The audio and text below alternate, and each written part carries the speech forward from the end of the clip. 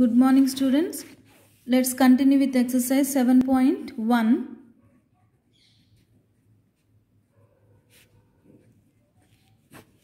See here they have given you. First one, complete the following sentences. Two line segments are congruent if dash. I have already told you in theory what two line segments are congruent if they have the same length. When two segments are there, we can tell it congruent because if it is having same length. So first is A, they have the same length.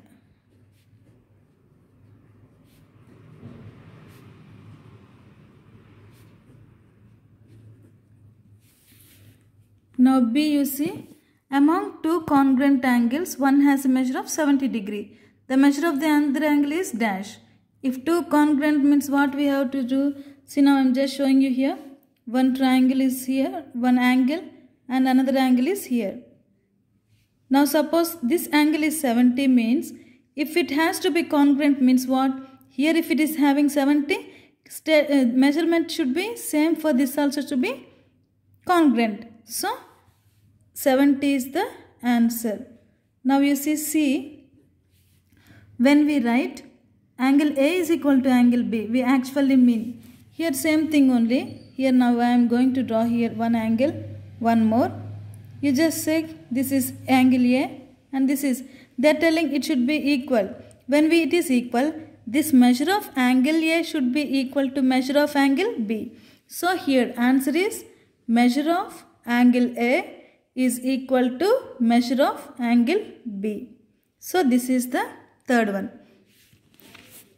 Now you see second one. Give any two real life examples for congruent shapes. When I was telling in the theory also I have told you some examples for congruent shapes. Now here you see, now B, second problem.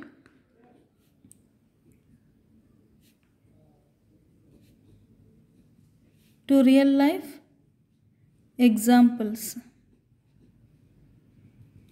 One can be, see, you take two bottles of same company. It will be same size and same shape.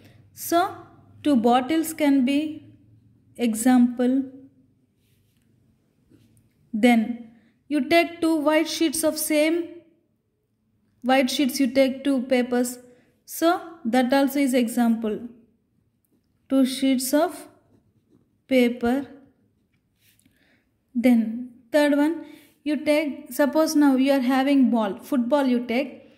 When you take from same company, two balls also will be same. Same shape will be there, same size also will be there. So you can write as a two football. So this is the real life examples of congruent. Okay, now third one. If angle ABC is congruent to angle FED triangle under the correspondence ABC corresponding to FED, write all the corresponding congruent parts of the triangles. This when I was telling you about congruency of triangles, I have shown you with examples. Now again I am going to show you. Here they are telling what? Angle ABC is congruent to triangle FED. So now here we have ABC is corresponding to FED. Okay. Now we have to write all the corresponding parts of triangle. Now first I am going to take here. You have to draw with help of scale, students. Correct measurements. Here you see. This is ABC. This is FED. Now corresponding angles means what here?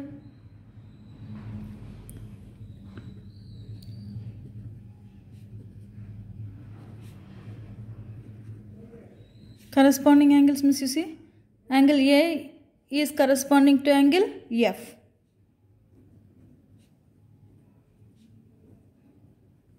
Angle B is corresponding to angle E. Angle C is corresponding to angle D. So this is the angle. Now let us take sides also. Which sides it is? Angle AB,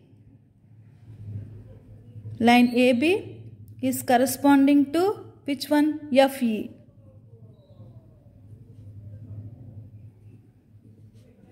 So angle BC corresponding to ED. AC corresponding to FD. So this is the angles and sides. So I hope you understood this one. We have taken angle ABC and triangle ABC and triangle FED, and they are asking corresponding angles we have given and sides also we have given. So with this we finished third problem. Now fourth problem, you see, similar to third only it is. If triangle DEF is equal to triangle BCA, write parts of triangle BCA that corresponds to angle E, EF, angle F and DF. So now here I am going to take fourth one.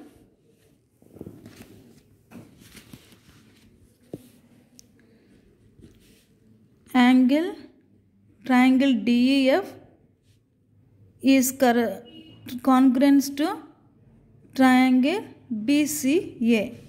Then they are asking, now suppose I am going to take this one, correct measurement you have to take. This is D, E, F, B, C, A.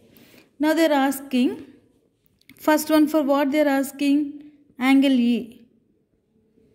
So angle E is corresponding to angle C. So it is corresponding to angle C. Second one for EF they are asking. EF is corresponding to EF means CA. Third one for angle F. F is here. F corresponding is angle A. Fourth one DF. DF is corresponding to DF means BA. So with this we have completed exercise 7.1. So in next class we shall see what are the criteria for congruency. So with this we finished exercise 7.1 students. I hope you understood. In next class let us discuss about the criteria for congruency. Thank you students.